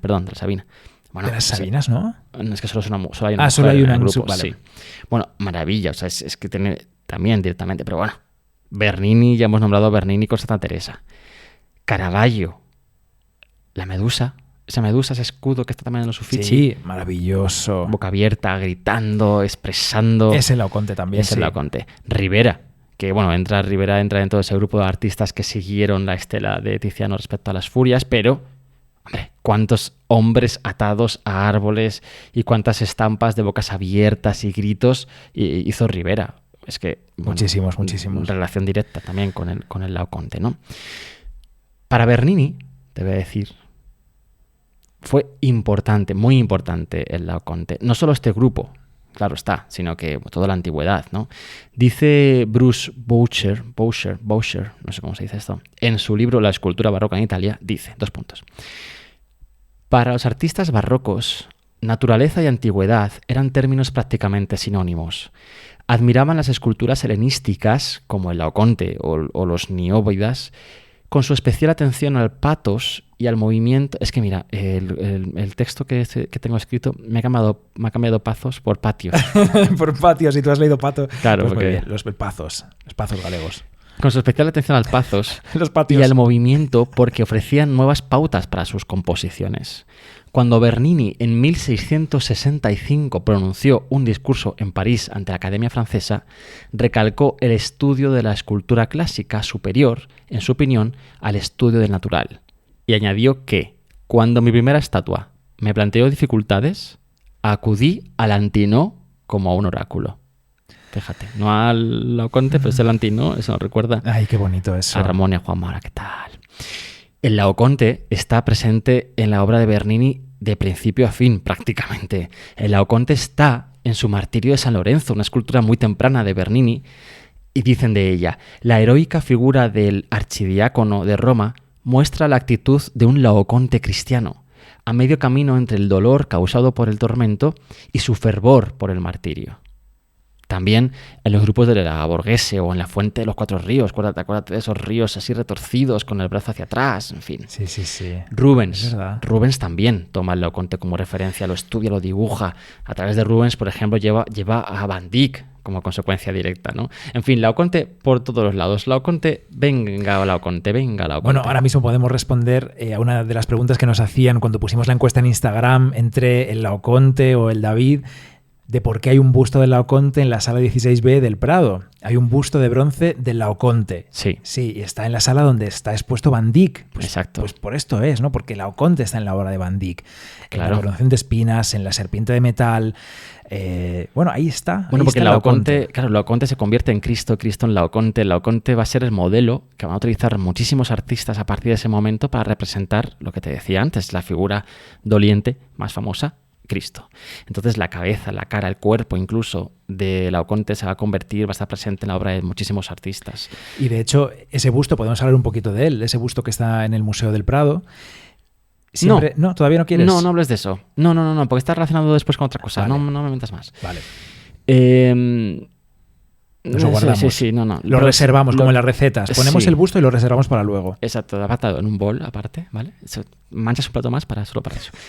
Lo que te decía, Laoconte es por todos los lados, incluso en términos de parodia. Cuidado, ¿eh? Pero a saco, venga Laoconte. Hay gente que se acercaba a él, lo interpretaba para crear sus nuevas obras, como todo esto que acabamos de comentar. Para expresar algo que no sabían ellos quizá cómo expresar antes, hasta verlo. Para ¿no? tener referencias, ¿no? Y crear unas obras de arte nuevas partiendo del Laoconte. Pero otros no. Pero también había gente que simplemente lo copiaba, literalmente. Tanto es así que... Espera. Me estoy acordando de que he visto un cuadro de Alessandro Alori que representa literalmente la escultura del Laoconte en un interior arquitectónico que da a una galería con un paisaje de mar y montaña al fondo y ya, el Laoconte pintado ahí. Y a mí me gusta Alessandro Alori, pero al verlo he pensado, bueno, ¿qué aporta pintar al Laoconte? Sin Está más, en una ¿no? habitación con un paisaje al fondo como si fuera la Mona Lisa. Pues nada, porque es una cosa muy ñoña y muy pastelosa. ¿Qué aporta? Parece de Mengs. Pues mira, Tiziano Tiziano criticó cultamente a aquellos que precisamente se acercaban a la antigüedad en general y al Laoconte en particular solo para copiarlo, sin intención de imitar, que para ellos era diferente, ¿no? La imitación parte, ¿no? Claro, parte de una aproximación crítica del pasado, ¿no? Se acercan al pasado y lo interpretan, como decimos, para crear obras de arte nuevas. Sin embargo, otros no. Y Tiziano, en un diseño que luego grabó Niccolò Boldrini... Sobre un diseño de Tiziano, ¿no? Sí. Uh-huh. En un grabado que está hoy en el British Museum y que data de 1540-45, odio lo de data, pero mira, lo he dicho así. Falomir dice que en este grabado Tiziano muestra una crítica a la copia servil, precisamente, ¿no? Que la copia servil era criticable y Tiziano aquí lo hace convirtiendo las figuras del grupo del Laoconte en monos. O sea, este grabado muestra el grupo del Laoconte, pero en vez de haber hombres, en vez de estar Laoconte y sus hijos, hay 3 monos, 3 simios siendo agonizados por las serpientes, ¿no? Uh-huh. Como lo que hace luego Teniers, ¿no? Claro, y parece ser que hace referencia con esto a una asociación ya muy conocida de los monos con los artistas imitadores y sin imaginación, ¿no? En fin, se ha interpretado este dibujo, este grabado de muchas otras maneras, de muchas formas, pero bueno, esto es lo que dicen. Sí. Esto no quiere decir que Tiziano no quisiese, no amase el Laoconte, evidentemente sí lo incorpora, como ya hemos dicho, en su obra. Hombre. Simplemente que lo que criticaba, lo que no le gustaba es que la gente lo copiase sin más, que no lo interpretase, ¿no? Solamente lo copiase. Y este concepto de copia es muy importante para la historia del Laoconte, muy, muy, muy importante. Fíjate, Juan José Martín, que ya he nombrado antes, si no me equivoco, comenta, otra circunstancia importante fue el encargo que realizó Bramante, arquitecto de San Pedro, para que 4 escultores copiaran en grandes modelos de cera el grupo. Esto sucedió hacia 1510, o sea, nada, poquísimo después. Sí. Se eligió a Rafael para que juzgara estos 4 modelos y se inclinó por el que había hecho Jacopo Sansovino. Este modelo fue vaciado en bronce por orden de cardenal Grimani, y pasó en 1534 a Francia. Esto de Francia y el Laoconte es un cacao. O sea, esto de Francia y el Laoconte, de verdad, yo no me he conseguido enterar, ya te lo digo, así. O sea, sí, soy tonto, ya está, lo siento, pero bueno. ¿Es complicado o qué? O sea, los franceses siempre han tenido como una fijación con esta estatua, esta escultura, y mira, yo no sé, o sea, que la querían todo el rato. Es que ellos tienen como unas... Históricamente, en Francia se tiene como una necesidad de poseer lo que no es suyo, ¿no? Así como constantemente llevarse cosas todo el rato. Y lo hace con el Laoconte. Y esto está ligado con la historia de un grupo, de una copia, de la primera gran copia en mármol que se hace del Laoconte, que lo hace Baccio Bandinelli. Baccio Bandinelli, te acordarás que lo nombramos porque tiene relación con ese grupo de Carlos V y el Furor. Sí. Y esa escultura de Bandinelli que está en la puerta del Palazzo de la Signoria en Florencia. Escuchad Dominatrix Poderoso. Sí. Bueno, pues Bandinelli, un escultor muy importante, realizó la primera copia en mármol del grupo del Laoconte porque se lo pidió León X, el Papa. Se lo pidió en 1523, también muy prontito. Y es una copia que le encarga León X porque se lo quiere mandar al rey de Francia, Francisco I. Un rey que parece que había exigido el original del Laoconte, llevarse el original. ¿Qué se creía? Como cierre de un acuerdo entre el Papa y el rey de Francia. Sí, está que sí. 2 se años le va a dar el después, Papa, sí. no se lo llevó, menos mal. 2 años después, en 1525, la estatua ya estaba terminada, esta de Bandinelli, la copia, pero para entonces el Papa ya era otro, había cambiado, y Clemente VII decide que esto no se va a ir a Francia, sino que se va a quedar en Florencia. Ni la copia ni el original, nada. Se deposita en el Palazzo Medici, luego en el casino y después finalmente en los Uffizi, que es donde está hoy la copia esta de Bandinelli. Una Sigue copia ahí en los muy Uffizi. importante. Sí. ¿Y el brazo cómo está en la copia? Espera, Me espera, pregunto espera, yo. espera, ¿Qué brazo espera. tiene la copia? ¿Tiene Un brazo o no tiene segundo. brazo? No me de acuerdo. estoy hablando de Francia, no hablo del brazo todavía. Un segundo. ¿Cómo eres? ¿Cómo eres? Se envía, lo que sí que se envía a Francia es una copia en bronce a Fontainebleau, una de Francesco Primaticcio, que se hace en torno a 1543 y que también se manda a Francisco I de Francia. Para que se quede tranquilo, ¿no? Por eso te decía que entre una cosa, la otra, en fin, la de Sansovino, la No de... nos importa Francia ya. Bueno, que se va mucho a Francia, muchas cosas. Bueno, bien, sí, lo que decías del brazo. Venga, vamos a Nos seguir el interesa tema el ahora. original y lo que pasaba con el original. Como tú has dicho Claro. antes, en la escultura del grupo apareció la figura del Laoconte principal sin su brazo derecho. Esto parece una tontería, pero no lo fue. Fue como el temazo del siglo. O sea, Claro. todo el mundo hablaba del brazo derecho del Laoconte. Es que ¿Y además cómo sería? Era trending topic. Es que el brazo derecho, Total. claro, es el brazo que tiene subido. O sea, es ¿qué hace el hombre? Pide auxilio, se rasca el pelo, se está tocando el culo con el brazo derecho. ¿Qué estaba haciendo con ese brazo que faltaba? Iba hacia arriba, estirado, doblado, en fin, ¿qué? Bueno, pues, se abrió como una especie de concurso público casi. No tanto. Por ahí todo el mundo opinaba, no solamente en forma de opinión verbal, sino que, bueno, se hacían dibujos, estampas, cada uno en su interpretación. Pues, por ejemplo, yo hago el Cristo de la Capilla Sixtina, soy Miguel Ángel, y entonces yo le pongo un brazo como yo creo que, por ejemplo, lo podría tener la figura del Laoconte. Miguel Ángel iba muy cercano a cómo era el brazo realmente. Y Bandinelli, este de la copia de mármol, era otro de ellos que se acercó bastante. Él, este brazo derecho del Laoconte, ¿Sí? lo dobla considerablemente, dobla este brazo y no lo estira del todo. Porque claro, es que, te voy a decir, en 1532 se le coloca a este grupo, al original, un brazo. Un brazo que ha hecho Montorsoli, otro señor. Esto se hacía mucho, claro. Un brazo, claro, completar las esculturas antiguas que aparecen Todo el rato. Sí. Un brazo que está completamente estirado, que sujeta la serpiente, por un punto de la serpiente. Sí, se inventaron un trozo de serpiente como enroscada al brazo, Claro, como bueno, dice Virgilio, bueno, claro. es que aquí está también la serpiente. Claro, sí, o sea, bien, se inventan el brazo y la serpiente como es lógico. Con él. Pero con el brazo completamente estirado, ¿no? No lo dobla, no tiene ni... O sea, totalmente estirado. Este brazo, si no versiones parecidas de este brazo siempre estiradas, van a estar en el grupo del Laoconte, en el original, hasta 1957-1960. ¿Tanto? Hasta antes de ayer. El brazo original, finalmente, te voy a decir, y esta es otra de esas historias que te decía antes que todos queremos vivir alguna vez. El brazo original aparece. O sea, el brazo que hoy veis en las fotos del Laoconte, ese brazo derecho que se dobla radicalmente, vuelve radicalmente hacia la cabeza del Laoconte. Con el bíceps ahí apretado. Sí. Ese brazo que yo pongo mucho en las fotos de Instagram, por cierto, en las historias y eso. Ese brazo aparece en Roma, en un taller de cantería, en Vía La Vicana. A punto de cargárselo. 1906. En 1906, justo 400 años después de la aparición de la escultura. Ahí estaban los sospechosistas pensando ya, ¿por qué justo 400 años después aparece el brazo perdido? Exacto. Pues así es. Aparece, lo encuentra un señor que se llama Ludwig Pollack. Hoy no te has hecho la grabación como en el capítulo de Peter Huyer y David Bogdanovich. No, Ludwig Pollack, quien lo localizó en este taller de cantería de Vía La Vicana en Roma y lo dona directamente, que majo él, por cierto, a los museos vaticanos. Lo dona directamente para que se lo coloquen.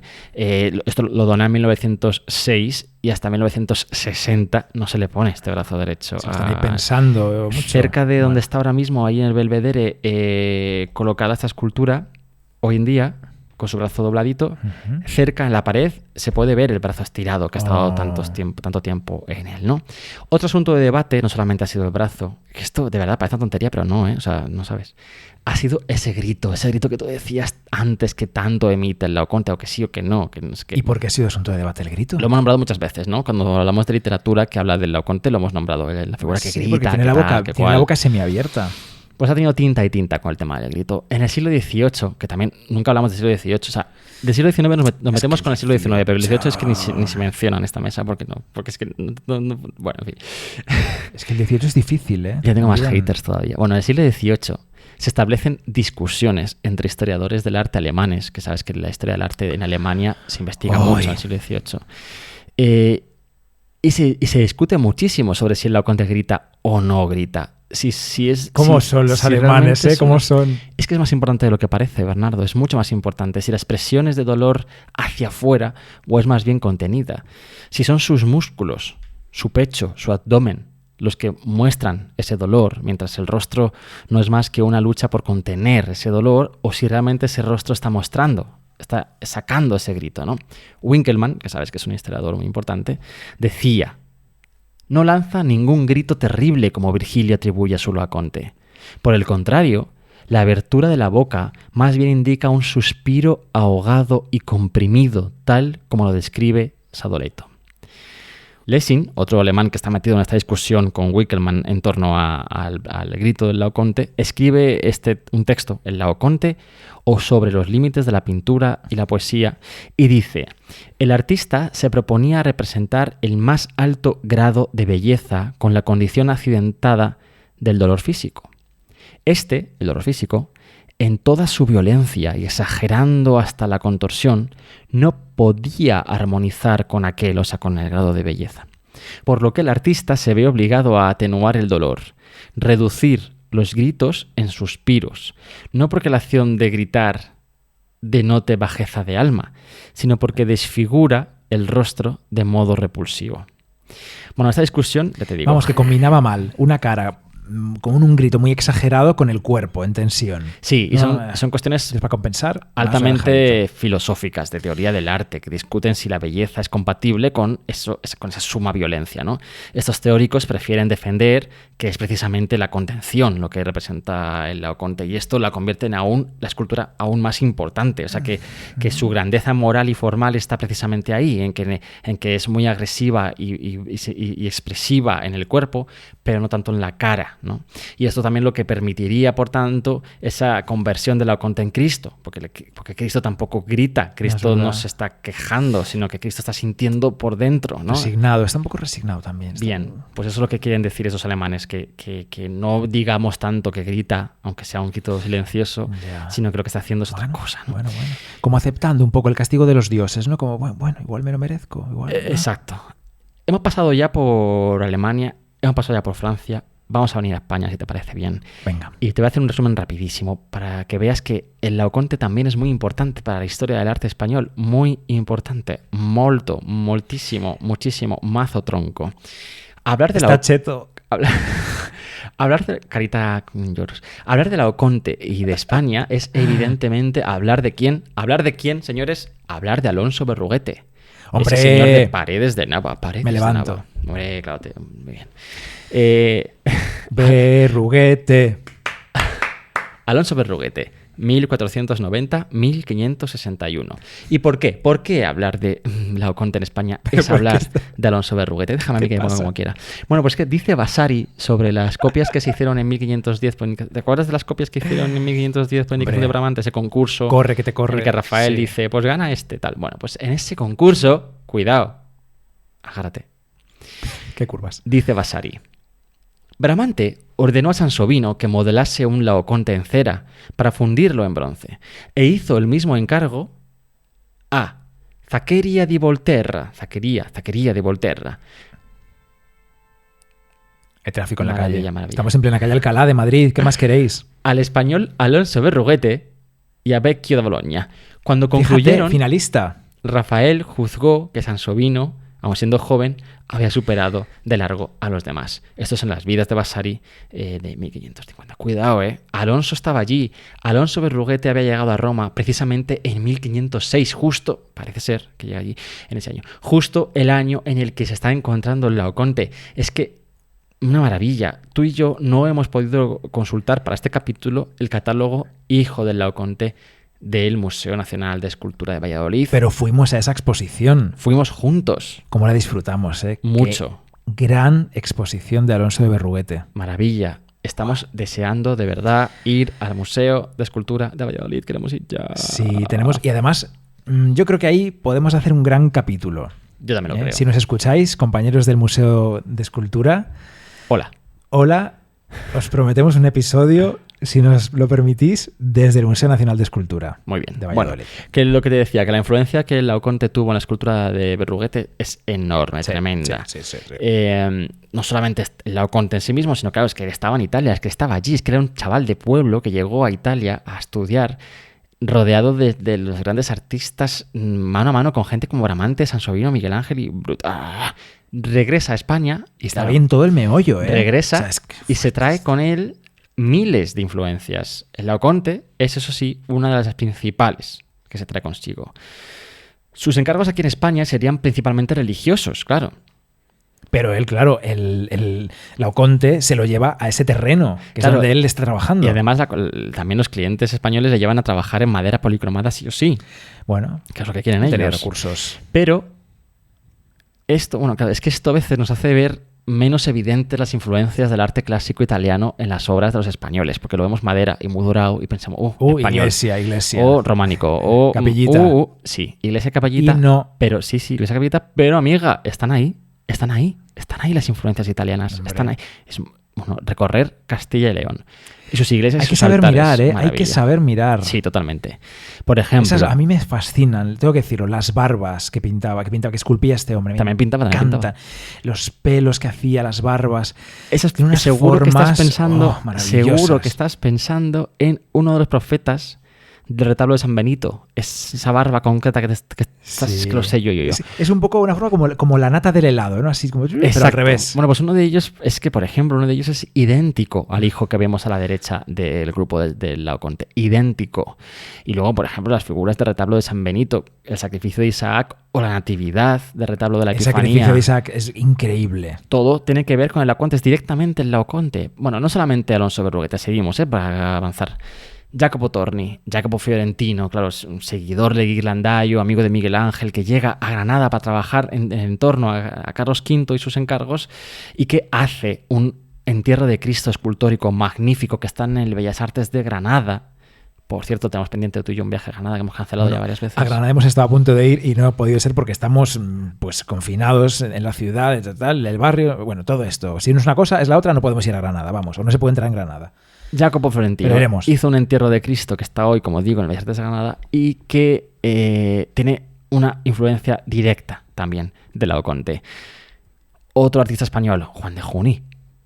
Juan de Juni, fíjate, se dice de él, Juni es la encarnación del Laoconte. Su entierro de Cristo en Valladolid, pero más cosas. El retablo de Santo Entierro en la Catedral de Segovia. Bueno, es que ese retablo como es... Bueno, es que tenemos que ir a Segovia. No quememos temas. No, es que es el Laoconte. Juan de Juni, de esas figuras que salen de las columnas en ese entierro de Cristo de Segovia. De Segovia, quiere decir. Esas figuras salen entre las columnas, estos soldados que no caben en ese espacio, que están agobiados, que se escapan de las columnas como pueden y que son el Laoconte de nuevo. Son de nuevo el Laoconte. También Juni hace una cosa... Te gusta esto a ti mucho, lo de las esculturas que no caben en sus retablos, en sus nichos y se esfuerzan por salir, que invaden el espacio exterior. Sí. Ese tema a ti te gusta mucho, te apasiona. Sí, porque están uniendo el espacio artístico y el real y me gusta mucho. Juni también hace una cosa que es muy importante para la historia del arte español, que son esas cabezas, amigo. Esas cabezas cortadas, sueltas. Esa cosa tan sadomasoquista, brutal. No fue el único, por supuesto. No fue el único, no. Por ejemplo, en el Museo de Escultura de Valladolid, volviendo allí otra vez, hay una de San Pablo, una cabeza de San Pablo, hecha por Juan Alonso de Villabrille y Ron, que ya es del siglo XVIII, mira el XVIII con algo bueno, o otra cabeza de San Juan Bautista también, que son literalmente la cabeza del Laoconte gritando. Esas cabezas que tienen, ¿sabes? Que se ven las venas y todos los huesecitos del cuello cortaditos encima de una bandeja con el pelo revoltoso por ahí puesto. Preciosas, sí.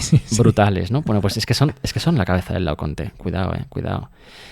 También en pintura, por ejemplo, el Greco. Tenemos al Greco y su Laoconte de 1610-1615. En este Laoconte del Greco, no solo el tema es evidentemente relacionado con el Laoconte de Roma, también la forma. Es un cuadro que está hoy en la National Gallery de Washington, que pudimos tener en Madrid, por cierto, en el Prado, en la exposición El Greco y la pintura moderna. Sí, el del Greco no es como el que he dicho de Alessandro Alori, no es un Laoconte literal pintado en la escultura, no. Es el tema del Laoconte que hemos contado, de Virgilio, contado a la manera del Greco. Total. Tan a la manera del Greco que la Troya del Greco es medio Troya, medio Toledo, más bien Toledo que Troya. Es más Toledo que Troya, efectivamente. Sí, Entonces está el Laoconte ahí arriba con sus hijos, atacado por las serpientes, y otras 3 personas ahí desnudas que no sabemos muy bien lo que hacen. Sí.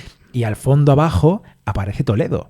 Y el caballo en la puerta. Y en medio el caballito. El caballo en la puerta de Toledo. Es una maravilla. El Greco hace lo que le sabe, coño. Está muy bien. Es maravilloso. Mi coño, mis normas, claro que sí. Velázquez.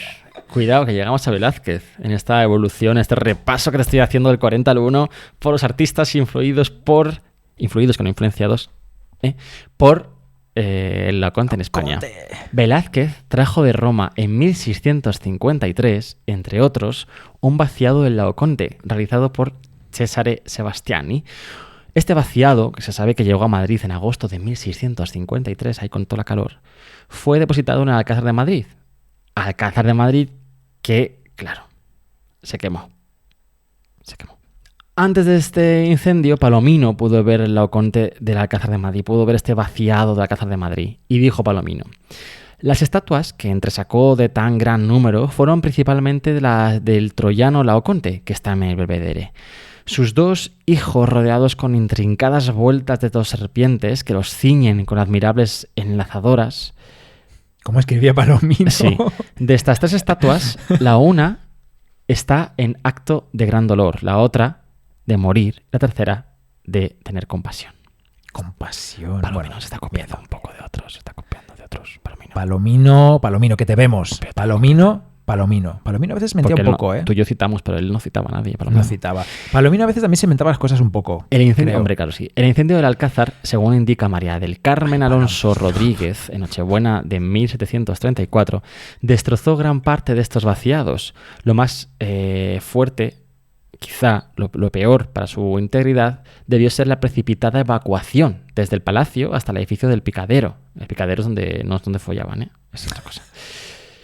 Del vaciado del Laoconte solo quedaron, después del incendio, pequeños restos que entran en 1744 a la Real Academia de Bellas Artes de San Fernando, a Rabas, donadas por el rey para el estudio de los artistas. Claro, ya hemos dicho que el Laoconte es fundamental para el estudio, el dibujo, todo esto. De hecho, en el Prado ahí se conservan dibujos hechos por, se cree, pensionados en Roma, claro, que ahora están en el Prado porque dibujaron del original. Exacto. Hoy en la Real Academia se conservan varias cabezas y torsos que ha sido, quizás que se piensa que son algunas partes de ese vaciado original que trae Velázquez, pero que están restauradas muchas veces, porque claro, del incendio quedaron fatal. Claro. Entonces está difícil de localizar. Pues la que esté más negra es la del incendio. También tienen, no porque están restaurados, también tienen un vaciado completo, grande, que se hizo en la Real Fábrica de Porcelanas de Madrid.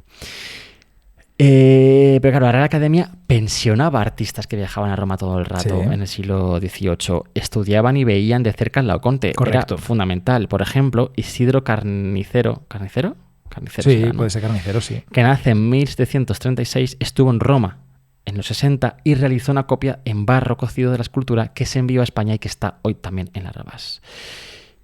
Y aquí es donde quiero que expliques tú, Bernardo, rápidamente, la relación, el por qué está ese busto del Laoconte en el Prado, porque creo que tiene más que ver con todo esto. Sí, en el Prado conservamos 2 bustos, 2 cabezas del Laoconte en bronce. Uno de ellos suele estar expuesto en la sala de Van Dyck, en la sala 16B, con el prendimiento de Cristo, con la coronación de espinas, y el otro suele estar guardado en almacenes.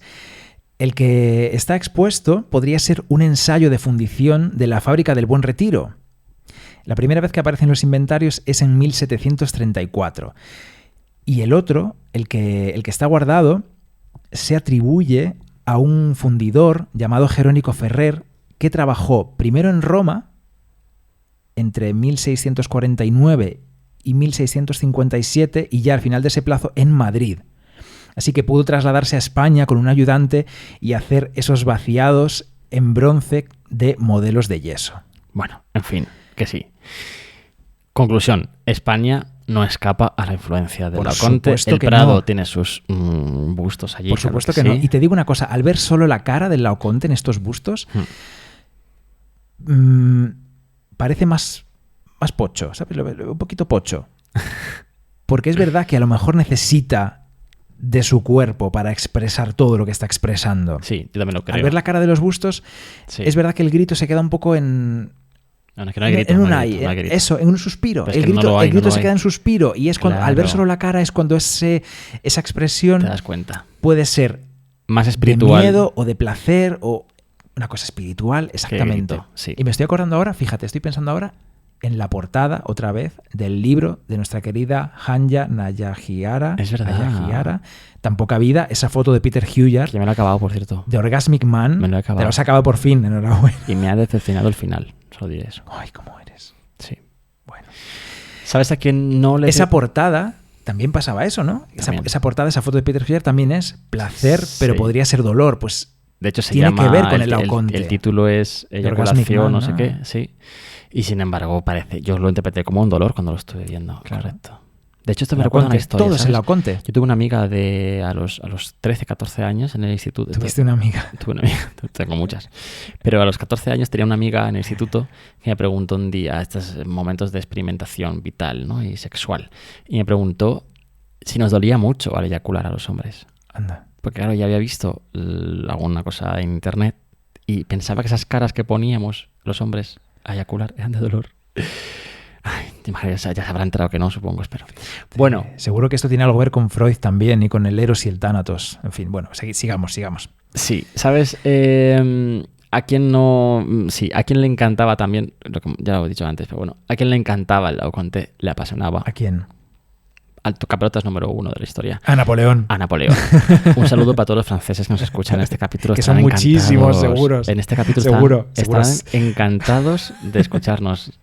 Sí, será muchísimo. Bueno, si hay algo, sí que hay alguno que nos escucha desde París. ¿Ah, sí? Bueno, a ver, no pasa nada, ¿eh? Amamos Francia, es una cosa de bromitas. Bueno, aquí. hombre, que por supuesto que sí. Me encanta París. Claro, pero Napoleón llega allí a Italia y produce, ¿qué hace? Pues un expolio que te cagas, claro, un expolio brutal. En su primera campaña en Italia desde 1796 Es que Napoleón. ordena un saqueo absoluto y completo. Y Napoleón quería tener un museo universal en París. Ya sabes que quería convertir el Louvre en ese museo universal, reflejo en gran parte de su conquista de Europa, símbolo cultural de su poder, ¿no? Entre 1796 y 1814 saqueó Italia. Toda la producción de Rafael, por ejemplo. La mayoría de las obras, que no todas, serían devueltas a partir del Congreso de Viena de 1815.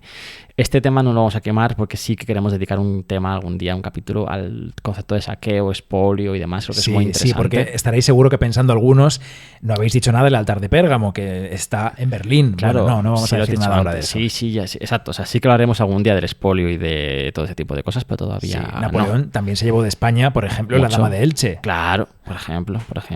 Muchas que cosas. Ama del Che. sinvergüenza. Ama del Che no, se llevó Napoleón. Que sí, que se le... Ah, no, perdón. Se llevó la Inmaculada de Murillo. Se llevó el... Bueno, y el sus Rafael, soldados. los Sí, la Rafaeles Dama de del Elche se Prado. vendió, es verdad, se vendió. Y luego se recuperó con la además es Inmaculada que- que se había llevado él, es verdad. Claro, es que aún no se había encontrado en 1796 la Estoy ya... leche. Es que solo veo Laocontes Es ya. fatal. Bueno, pues el caso es que llegan allí, entre otras cosas llega, por supuesto, el Laoconte, llega a Italia. A París. Llega a París el Laoconte. Llega a París y, por ejemplo, el pintor Hubert Robert, un pintor y grabador francés del 18, horroroso, que se dedica a hacer paisajes y ruinas clásicas horribles y que Recreó, ¿no? también Recreó un tiene poquito algunas aquello. vistas del Louvre. Por cierto, tuvimos una obra suya en la exposición del Bicentenario. Ah, sí.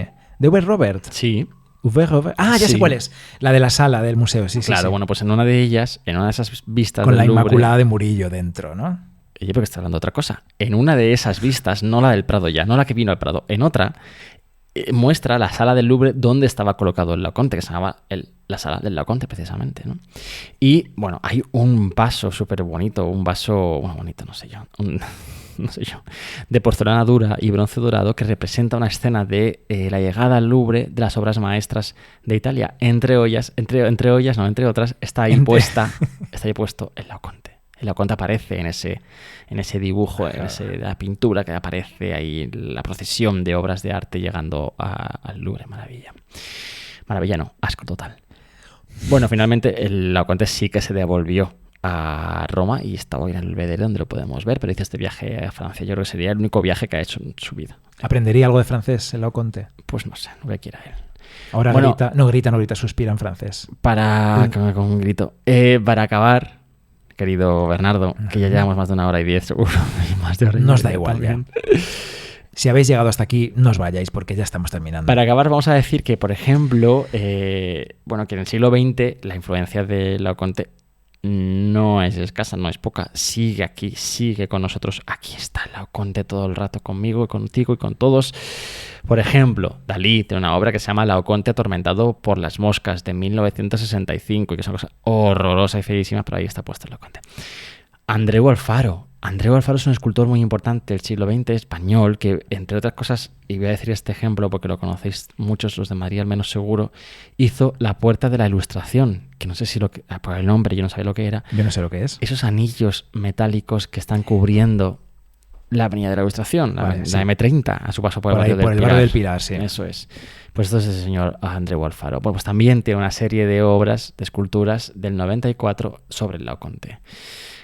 Y me gusta más un artista italiano. Me gusta porque es horroroso, ¿eh? O sea, es rollo internet barato, pero me gusta. Me hace gracia eso, me hace gracia. Sabía que te iba a gustar esto. Visualmente me hace gracia, no creo que tenga valor ninguno, ¿eh? Cuenta lo que es. Pues eso, el señor se llama Fabio Viale. Es una cosa horrorosa realmente, pero que me hace gracia. Tatúa esculturas clásicas. Y, por ejemplo, ha tatuado también al Laoconte. Le ha puesto los brazacos que tiene el Laoconte todos llenos de esas escamas que no sé si como si fuera un futbolista, orientales. Vamos. Sí, exacto. Todo el brazo y hasta los futbolista hombros. Real Madrid, el Atlético de Madrid, que es peor. Con mucha tinta. Un tatuaje con mucha tinta. Sí, estas esculturas se han hecho famosas. El tío ha triunfado con estos tatuajes de las esculturas y se han expuesto en un montón de ciudades de Italia, en plazas de Italia. Eso sí, no han entrado. Bueno, en fin. Yo he hecho una búsqueda rápida por Instagram con el hashtag Laoconte, sí. y sale de todo. Sale todo. Pues, los trabajos también de un artista que se llama Massimiliano Pelletti, con unos Laocontes en piedra como... volcánica, ¿no? Como volcánica, sí. Interesante, desgastada. Desgastada, con mucho agujero. Erosionada. Tiene varios Laocontes, con ese tipo de piedra. Solo los torsos. Me salen figuras del Laoconte en el que lo que se enrolla a su cuerpo no es una serpiente, sino un pene larguísimo. Hashtag Macrophallus. Pone cara de sufrimiento. Un Laoconte hecho en bronce dorado. Maravilla, precioso. Otro que es como una especie de lámpara. De fuego. Qué locura. Esto es de Nicolai Paolo. Bueno, Nicolai Paolo. Perdón, Paolo Nicolai. Maravilla. Paolo Nicolai, sí, este mola, el de Paolo Nicolai es como rojo, las carnaciones parecen de carne de verdad sin la piel, y tiene como luz por dentro, en fin. Yo lo tendría en casa. Me salen interpretaciones pictóricas también de Laoconte. Ya feos. Aparece una chica que se enrolla en el cable de la aspiradora y el título es La hija del Laoconte. Influencers y sus influencias y sus inspiraciones. Sí. Bueno, buscad hashtag Laoconte en Instagram porque os lo vais a pasar bien. Y ya te decía yo antes, mis propias fotos también son un poco... Mira, la próxima foto que suba a Instagram voy a poner el hashtag Laoconte, ya te lo digo. Y voy a inspirarme en el Laoconte para hacerme la foto mañana por la mañana. Yo te digo esto. Voy a estar pendiente, ¿eh? Ya te digo esto. Es una promesa, hecho. Y ya está, se acaba el capítulo. Este es el final, Juanra. Te quiero decir... Con el Laoconte, ¿sabes? Me he sentido como esta artista, esta pintora, Dorotea Tanning. ¿Te acuerdas cuando fuimos a su exposición en el Reina Sofía? Ese autorretrato de Dorotea Tanning, con los pechos al aire, abriendo una puerta. Y a continuación aparecía otra puerta y otra puerta y otra puerta. Pues con el Laoconte me siento así, que tienes el Laoconte y a través de él...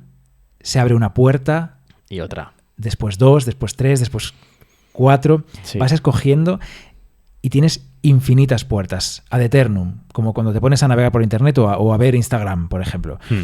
Pues es esa sensación, ¿no? Siempre habrá puertas que abrir con el Laoconte, todo es el Laoconte. Claro, claro. Sí. Es que es un capítulo que además es que podría, lo que hemos dicho antes, podría no acabar nunca. Es que no queríamos tampoco hacer aquí una investigación a fondo y una ponencia museística. O sea, es que es una cuestión difícil, porque tiene un montón de formas de ver, de influencias, de repercusiones. Sí, es un no fin. Fíjate, es que cuánto da de sí hablar del grito o no grito del Laoconte. Pues es que... Un universo de puertas abiertas y de relaciones. Absoluto. Y también es un maromo ahí retorcido. Suspirando. O gritando. ¿Vemos una peli? Ay, por cierto, que se me olvidaba. No cuelgues. Que Raúl Goes, en Instagram, Sí. nos dijo que en Madrid hay un portal de estos pijos, que yo no tengo nada en contra de los portales pijos, me encantan, ya querría tener yo uno. Bueno, El nuestro no lo es. que tiene... No lo es. Que tiene una réplica del Laoconte en su interior. ¿Qué dices? El portal, sí. De un tamaño A ver, considerable. enséñamela, por favor. De un tamaño Estoy viendo que la no tienes ahí. grande, pero considerable. Ahí está. ¡Hola! La foto que nos mandó Raúl Goes. Ahí la tienes. La gente tiene sus portales lo que les da de las narices. ¿Qué pasa? Pero al lado de la escalera, pero es grandecito. O sea, ¿Es es grande? como tamaño natural. No tanto, pero grande. ¡Qué maravilla! 18 de marzo. Venid a vernos al directo. 18 de marzo en el taller de contexto a las 8. Qué horror. No. Hemos grabado el capítulo con un Laoconte pequeñito encima de la mesa y no lo hemos dicho.